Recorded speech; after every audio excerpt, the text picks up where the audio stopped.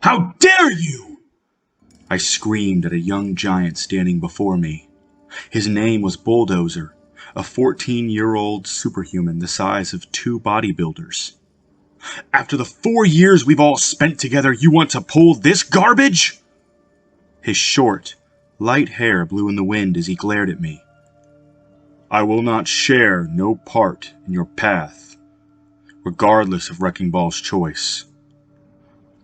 What have I told you both, you and your brother, time and time again? I asked him in a stern tone.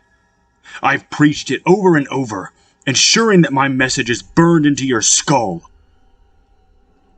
You speak of hurting humans and call it justice, but all I hear is lunacy, Bulldozer replied in a frustrated tone. I refuse to share such poisoned ambitions. I couldn't help but snort. You're soft. That's what this really is. You can't handle a little blood or a few broken bones despite having experienced what a common man can put us through. I get it. You've got thin blood. You're wrong, Bulldozer told me, shaking his head as his eyes closed. It's taking everything I have not to kill you now. That's when my eyes grew wide and a chuckle escaped me. You think you can kill me, big man? The behemoth of a young man took a few steps towards me, but his equally large brother moved between us. No, Wrecking Ball grunted. We're not doing this. I care about both of you too much to let you fight. How can you not see this from my perspective? Bulldozer asked his brother, throwing his arms up. He plans to rule this world and burn anyone or anything that tries to oppose him. He's just as tyrannical and insane as his father. Everything he's ever said is proof to claim that. I cannot, brother, Wrecking Ball replied slowly, with an added bit of shame to his tone. I see the truth in Orion's words clear as day. The humans will never accept us for what we are. One day, they won't be so naive to us, and when that day comes, I would rather be in the company of powerful friends than just one brother. Bulldozer's expression shattered as he couldn't believe what his twin brother had just said. Even I was a bit surprised that Wrecking Ball was choosing my plan and our close friendship over his own flesh and blood. Not that I was going to stop him. I needed a friendly Goliath in my corner when things inevitably got ugly. You can find the truth too, Bulldozer, I told the confused, torn young man. All you have to do is listen to my words. The teenage giant stared down at me from his 7-foot height and spat at my boots. That's what I think of your words, he snarled at me, turning to walk away. Where do you think you're going? I yelled at him, but he did not stop. Away from you, was all Bulldozer said, exiting the lives of his twin brother and I.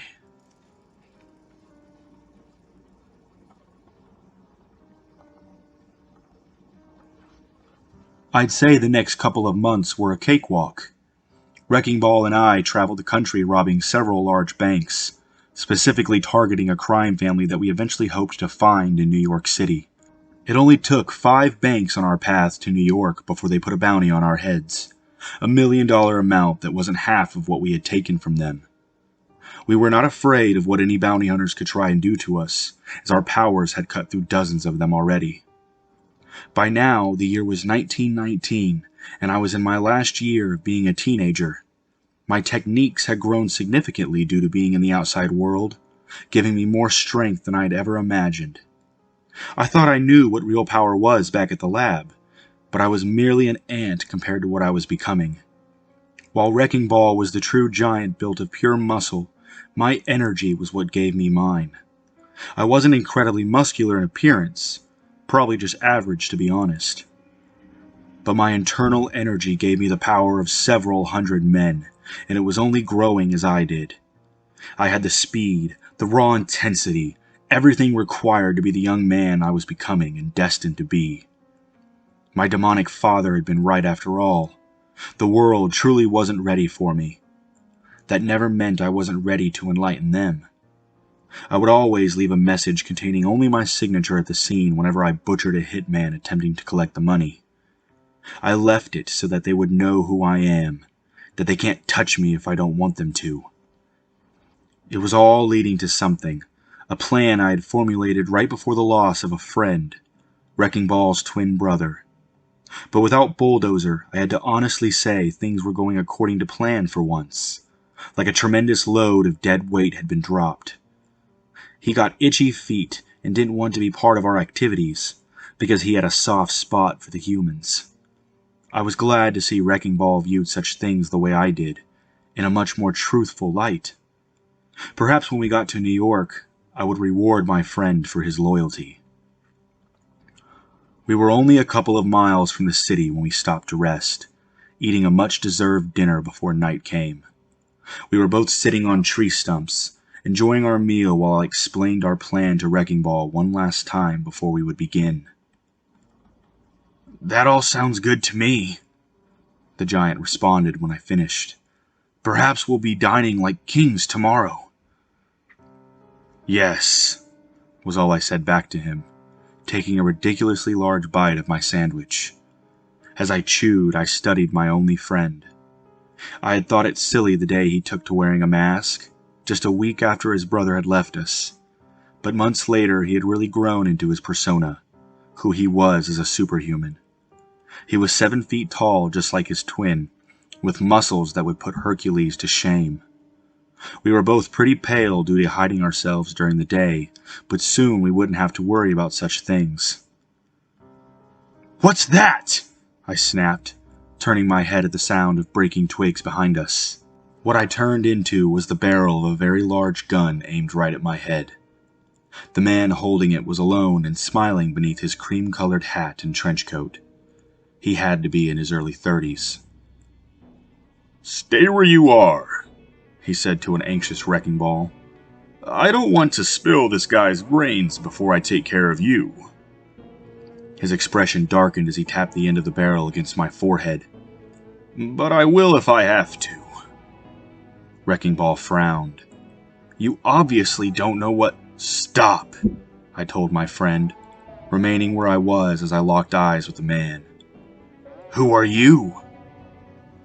"My name doesn't matter, friend, but it's Emery," he said with a sneer. "I know who you two kids are. You're a couple of freaks upsetting Papa Alba." "Are you doing this for the money, Emery?" I asked him, amused. "Forget the money," he snorted, spitting in our fire. "The cash is just an added bonus to the recognition I'll receive." I raised an eyebrow, asking, "Recognition for killing us?" "It's okay. You can give yourself more credit," Emery told us, tightening his finger on the trigger. "You've become quite the persistent problem in Papa Alba's backside. Getting rid of you two does the entire Empire a great service, one that they can't ignore, even beyond the money." "I see," I murmured, lowering my eyes. "It's men like you that disappoint me. You have no purpose of changing the world for the better. Not if it compromises your sins." "Quiet!" Emery shouted in my face. "I didn't ask for your input, now did I?" "No, you didn't," I replied, looking back up at him once more. "But the world will hear my call for change." Before he could fire the gun, I grabbed his wrist and snapped it with no effort. He screamed, dropping his gun in the grass, where I then kicked it out of his reach. As he fell to his knees, I stood over him, feeling a little sorry for what his actions had brought. "It's true," Emery grunted as he stared at the bones poking from his wrist, standing back up. "I felt the strength you possess. You're monsters." "You're wrong," I told him, pointing a finger at his head. "I take no joy in killing you. It is merely a burden of my destiny." Nothing else could be said before I fired a quick beam of red light from the tip of my finger. It pierced his skull and he was dead before I caught him. Wrecking Ball was standing behind me with narrow eyes. He had never seen me unleash such a subtle attack until this night. "I learned it a few weeks ago," I revealed to him. "I wanted to show it off in a more spectacular manner, but it seems our friend here has spoiled that for us both." "The Berettos are getting dangerous," he said, and I shook my head. "They're just nervous," I corrected Wrecking Ball. "And throwing curveballs, it seems." "Shall we finish here and—" "No!" I cut him off quickly as I set the man's corpse down. "We make our move now, before they can play any more games with us."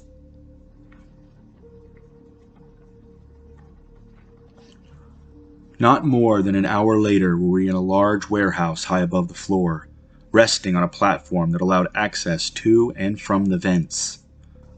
We were simply waiting, observing a group of heavy hitman and mafia affiliates.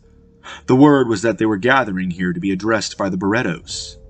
For whatever reason, I wasn't sure, but I was guessing with how many dangerous men were here that it was probably about Wrecking Ball and I. "We will wait for the Berettos to arrive," I told the giant next to me, not taking my eyes off the men. "Only then will our next strike serve any purpose to our intentions."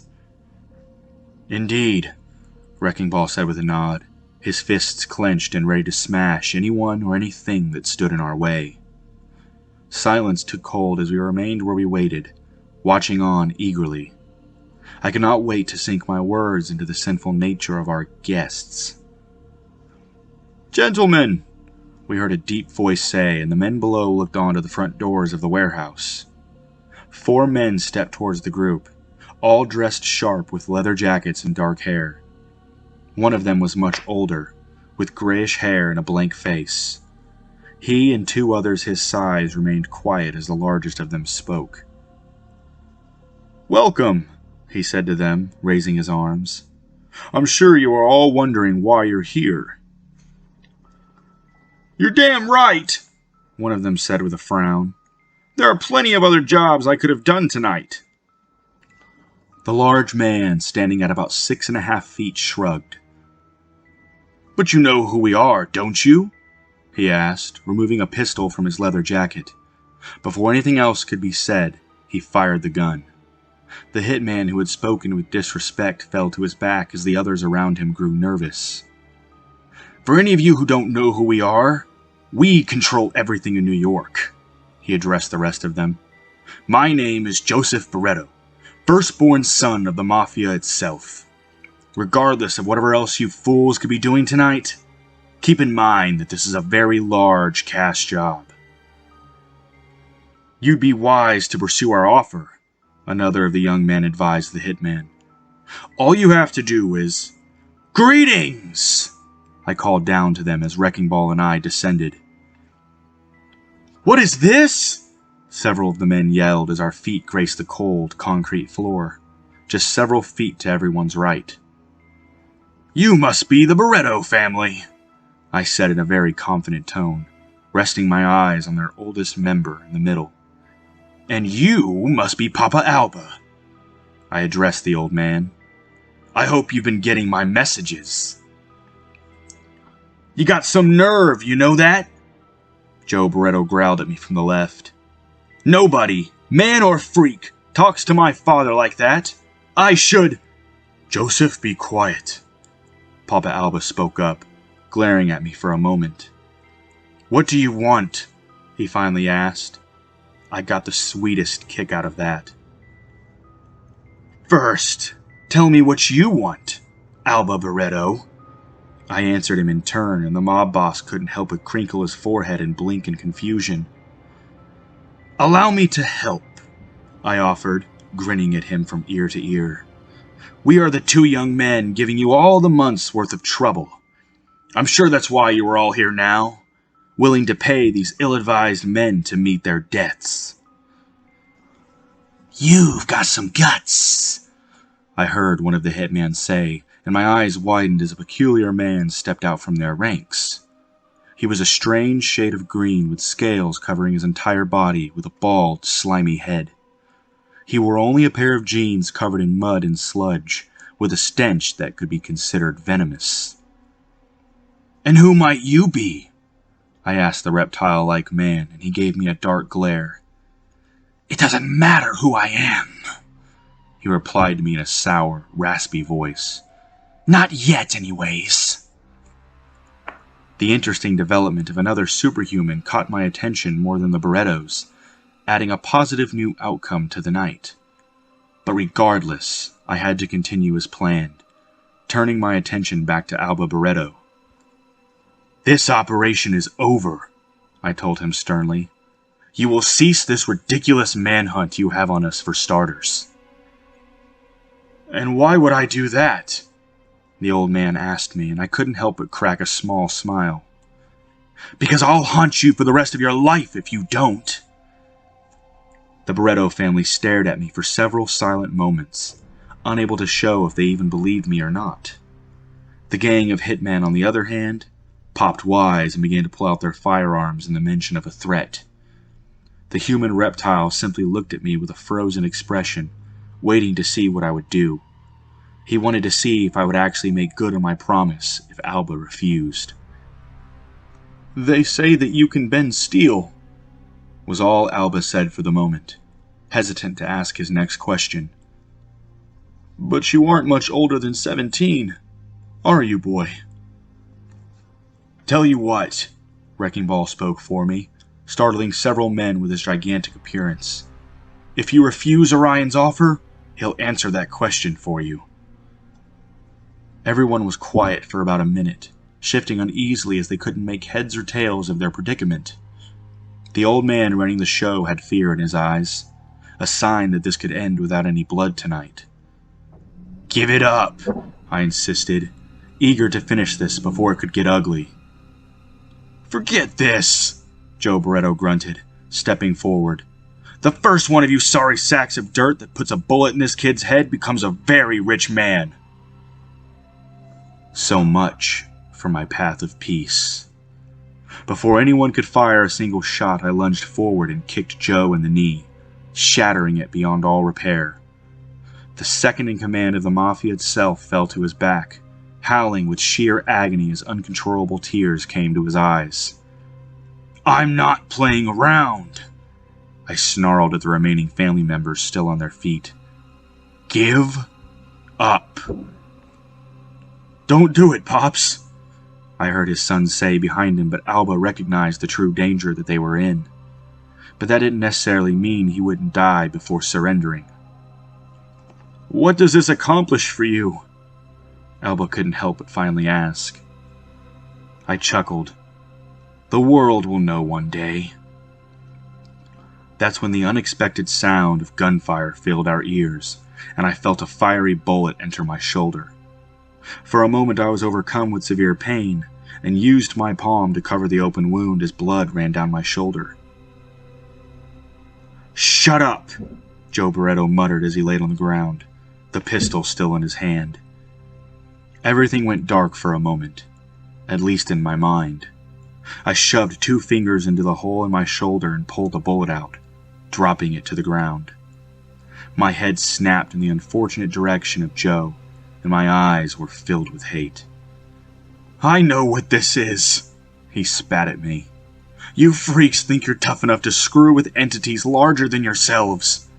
If organized crime doesn't kill you, then the police will. The world will never let you survive."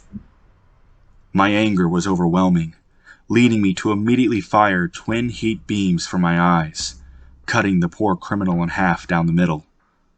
Everyone in the warehouse screamed and shuddered in terror, unable to move from where they stood. "No!" Alba cried out until I reached over and grabbed the collar of his trench coat, lifting him several feet off the ground. "This could have been avoided!" I shouted in his wrinkled face. "This is on you!" "Stay back!" he yelled at his remaining 2 sons, both of them about to pull out their weapons. "I didn't want to kill any of you," I snarled at Alba, tired of dealing with this lot entirely. "You want money?" he asked me with a shriek, struggling to breathe. "Take it! Take it all! I can give you the numbers and the... I don't care about your money, I growled at the old man, tightening my grip on his collar. I've stolen enough money from you to be a rival. No, my only concerns lie in the power you hold over the scum in this city. A power that I wish to take from you and make my own. What are you talking about? He asked in a startled tone. My cold eyes looked directly into his. I want you and your family to hand over your leadership to me. I will be running your criminal organization from this point on. The mafia leader couldn't believe what he had just heard, as did anyone else. But Wrecking Ball knew I was serious, taking a step towards us. What are we gonna do, Pops? One of the Barretto sons asked behind their father, nervous and terrified of what might happen next. Alba was dripping with sweat, his anxiety on display for everyone here to see. Oh, how the mighty had fallen. Here I was, a mere boy holding the leader of the mafia in my grasp. My father had no idea the things I would do to this world. It will change by my hand, but not in the way he had in mind. Several more moments ticked by and I clenched his collar even harder, growing impatient to hear his answer.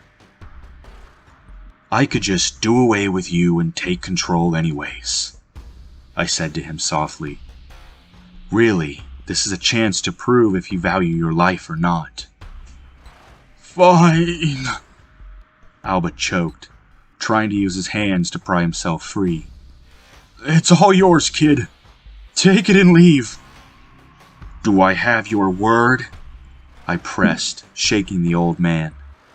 I want your word, Alba. On my grandmother's grave, he answered quickly yet with much shame. I smiled and released him, the old man shrieking just slightly as he fell to his feet.